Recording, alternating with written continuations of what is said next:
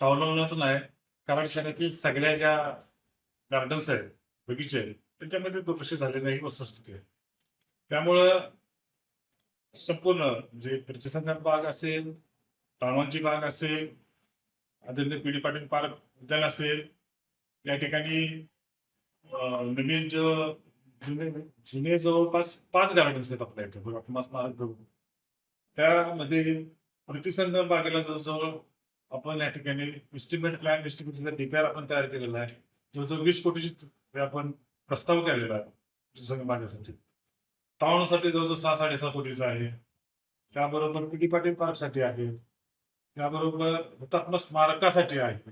त्यामध्ये बनपुरी कॉलनी येथे होणाऱ्या नवीन जो गार्डन तयार करायचा आहे त्यासाठी 4.5 कोटीचा प्रस्ताव आहे. स्वराज्य कॉलनीमध्ये जवळ-जवळ 68 लाखाचा प्रस्ताव आहे.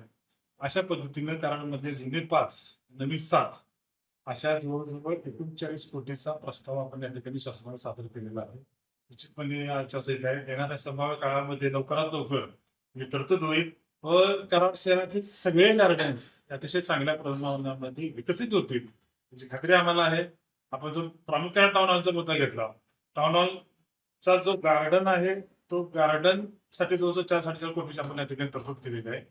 त्यामध्ये संपूर्ण लॉन असेल, त्यातली सिनियर सिटीजनला बसण्यासाठी असेल, खेळणी असेल, निसर्गशाळा असेल, तुमचे पुढचा विमान रणगाडी उचलून त्या ठिकाणी एक चांगल्या पद्धतीनं कंपाऊंड वॉल असेल, ह्यासाठी तरतूद आहे.